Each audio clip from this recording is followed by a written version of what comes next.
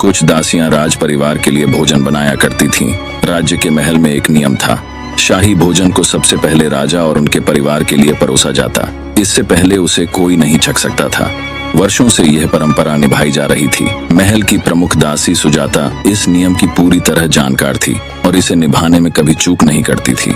एक दिन सुजाता किसी बीमारी के कारण रसोई में नहीं आ सकी। उसकी जगह काम करने के लिए एक नई दासी कावेरी को बुलाया गया। कावेरी गांव की साधारण लड़की थी जिसे महल के कड़े नियम कायदों की ज्यादा जानकारी नहीं थी। कावेरी ने पूरे उत्साह से शाही भोजन तैयार करना शुरू किया। उसकी आंखों में उत्सुकता थी। वह सोच रही थी कि आखिर यह शाही भोजन इतना खास क्यों होता है। मुझे यह जानने का मौका कभी नहीं मिला कि राजा का भोजन कैसा लगता है। आज यह मौका है, आखिर इसमें क्या गलत है। उसने थोड़ा सा भोजन चखा। दासी मन ही मन सोची, वाह, सच में यह खाना बहुत अलग है। राजा और रानी सच में सौभाग्यशाली हैं।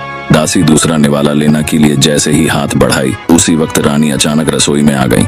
उन्होंने कावेरी को खाना चखते हुए देख लिया। उनका चेहरा क्रोध से लाल हो गया। रानी गुस्से से बोली, यह क्या कर रही हो? क्या तुम्हें नहीं पता कि शाही भोजन को राजा और उनके परिवार के अलावा कोई नहीं छू सकता? कावेरी हड़बड़ा गई। उसने तुरंत सिर झुका लिया और बोली, महारानी जी, मुझे माफ करें, मैं यह नियम नहीं जानती थी। मैंने बस ये सोचा कि खाना बनाकर देखना चाहिए कि इसका स्वाद कैसा है। रानी ने गुस्से में कहा, तुम्हें भोजन का स्वाद चखने का अधिकार किसने दिया? तुमने जो किया वह अक्षम्य है। यह नियम तोड़ने की सजा मिलनी चाहिए। कावेरी ने निडर होकर कहा, महारानी जी, मैं तो पहली बार इसे चखने के अपराध में दोषी हूँ, लेकिन आप और आपका परिवार जो इसे रोज खाते हैं, क्या आपने कभी यह सोचा कि यह भोजन कितना शुद्ध है? क्या ये आपके स्वास्थ्य के योग्य है? अगर किसी ने भोजन में जहर मिला दिया तो सबसे पहले आपका परिवार ही मरेगा।